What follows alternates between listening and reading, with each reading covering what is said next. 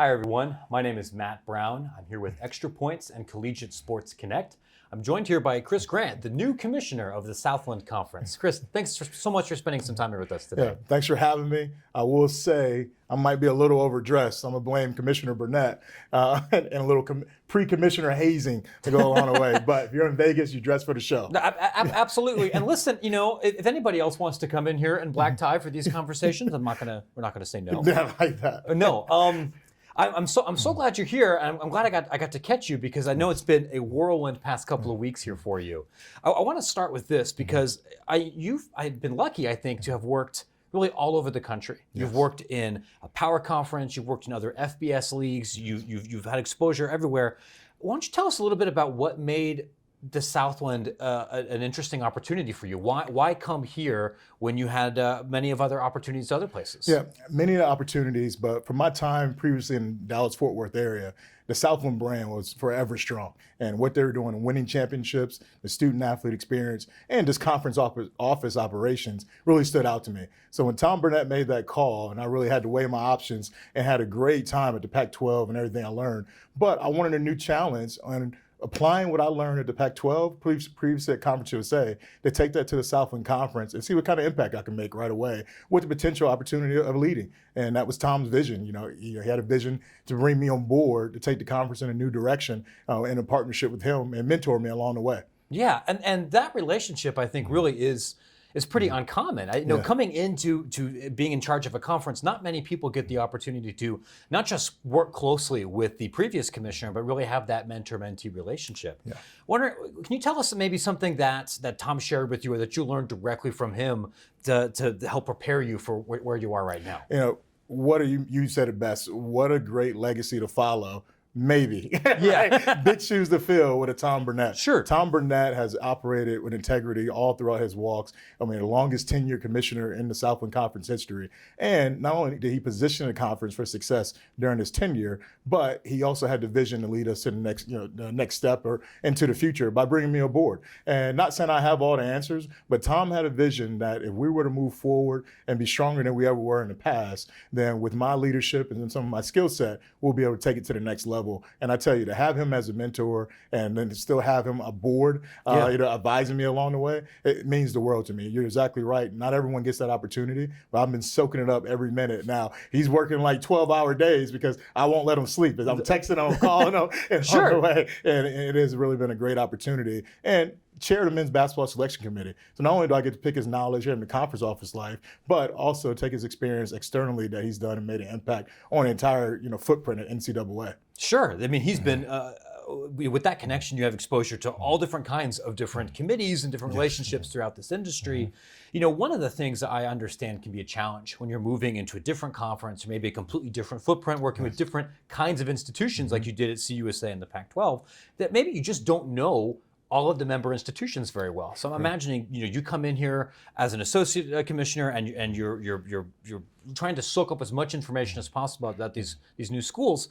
What was something that surprised you, or that you didn't know about your member institutions that you did once you got on campus and built those relationships? Yeah, I tell you, what I did not know is that each of our institutions in the Southland Conference are prize fighters in their own right, boxing outside of their weight class. There's a lot of perception out there that the Southland wasn't built for success moving forward. When you look under the hood and really get to know these institutions with their leadership and the alignment that go throughout between the athletic directors, our board of directors, sitting presidents, you really got to see that each institution is committed to the student athlete experience and the student athlete experience as it correlates to the academic experience.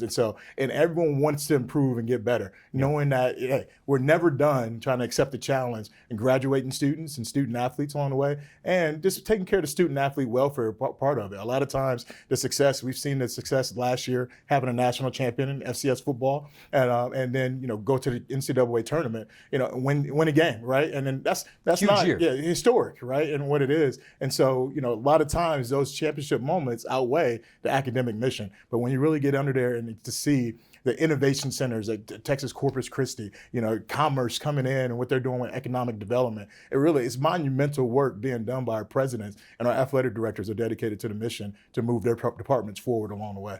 I'm glad to hear you mention a lot of that, because especially when I'm trying to think for maybe an outside observer, someone that's not familiar with your footprint, when you think about what a success for a conference looks like, you think of championships. Yes. You think of having the big shining moment on ESPN. Yes. But the day-to-day experience, especially for a lot of those athletes, can look really different. Yes. And to hear you talk about academics and athlete improvement and athlete outcomes, I guess in that vein, you're stepping in here. What does success look like for a league like yours in 3 or 4 or 5 years? I imagine you're evaluating that beyond just what happens in postseason for your programs, right? Yes. Success looks like maintaining the stability that we have today. It was a rocky time, as it is in college athletics. It's transformational, along the way. But what we held premier and to the call, to the mission of what we're trying to accomplish, we never swayed from the student athlete experience and what that meant. And to see the alignment of the presidents in our room and athletic directors dedicated to one another in order to grow this conference and what we want to accomplish,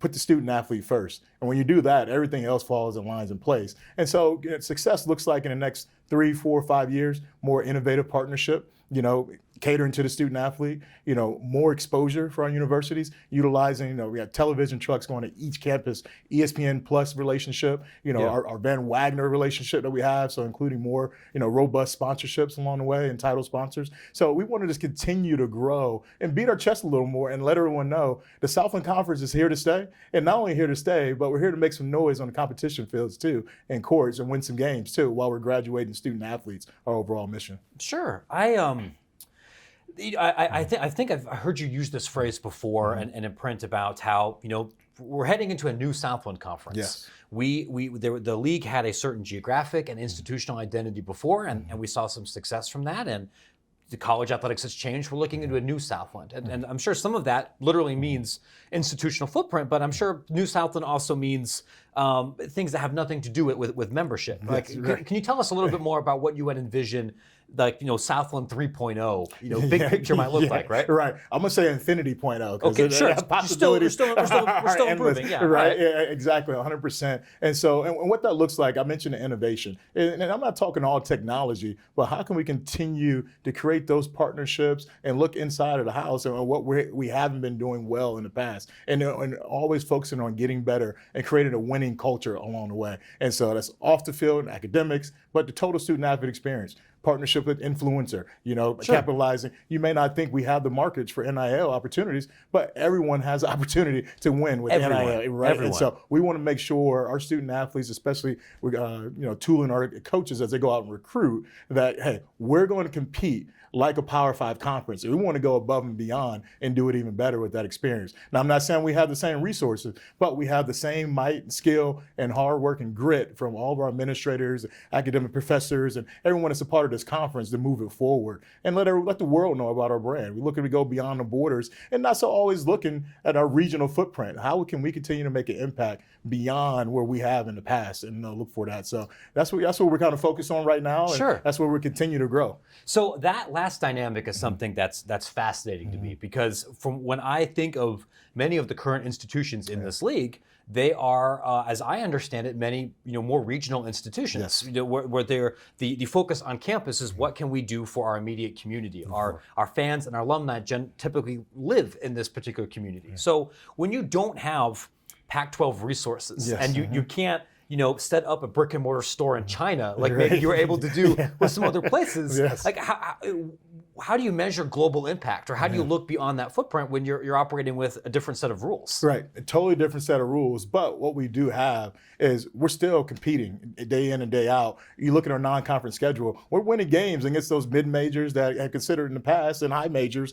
as being considered better than what we are and historically. And we're going to continue to push the envelope in that. And so the way we're going to go about it is we're going to bring the market to us. I mean, it's under the ground right now. So how can we continue to bring what our student athletes, what our institutions are doing in their efforts, on campus, and amplify them and bring them to the market, and then use our partnerships creatively to really prosper and let the world know what the Southland Conference is and what that looks like in the future. Hey, stay tuned. Stay tuned. So the last question I think I would have is when you're coming into this new role, which is I think would be a challenging experience under more traditional circumstances. But you're coming in here not just while Southland membership is potentially in flux, but with the NCAA Constitution in flux. There's a lot of moving parts, and I would imagine that could be a point of stress for athletic directors, for associate athletic directors, for faculty members, and now you're coming in. What do you tell your other stakeholders that are with this enterprise that may not really know where things are going to be in 6 months? Right. The best thing is transparent communication and attempting to stay ahead of the curve. And that's what we're meeting more. Weekly meetings with not only our presidents are dedicated to it, but our athletic departments. What partnerships on campus have we not exploited previously? And then first and foremost, the collaboration amongst FCS conferences. We're at a point with the constitutional review that a lot of things have come out, and look, the Power Five, definitely will receive more autonomy most likely out of this deal. And so, how can we continue to collaborate amongst ourselves as FCS conferences and make our brands that much more stronger going forward? As strength in numbers is kind of that tagline used on the West Coast. And we want to make sure we're maintaining that too. It's like hey, end of the day, we're contributing members to the Division I structure, and I think we want to do our part to ensure that our peers in the Power Five conferences, the Group of Five, respect us and what we're trying to put out, and let us know that we're dedicated to the mission and moving us all forward together. Sure. So when you're talking about relationships, I guess that haven't really been cultivated or developed, is that more on the academic side for some of these campuses? I understand maybe that's not always the most integrated with athletics, or are there other ones you're thinking about? Yeah, no, you're exactly right. We talk about scheduling alliances a lot, right? We talk a lot about competition, but what are we doing for the total student athlete experience? And that's creating those alliances and those partnerships with other conferences. Why can't we have leadership academies, student athlete welfare, check-ins with all conferences put together to talk about how to use our platform moving forward to be stronger as one? And then last but not least, you have mental health, and going forward. And then diversity, equity, and inclusion. We have a partnership right now with Institute of Sport and Social Justice. And we're going through trainings with our institutions on a monthly basis or bi-monthly and going about it a different way of what's been looked at in our footprint before. And again, we're bringing that in only to go out and tell our story to the world later down the road. All right. Well, listen, I mean, you're coming in at an exciting time. Yes. It can be a time which I'm sure could be challenging, but this is where the biggest opportunities are. Yes. So we're going to be excited to continue to hear more about what you and your colleagues are doing at the Southland moving forward here. Thanks so much for spending some time with Thanks us. for your time today, Matt. I really appreciate it. You bet.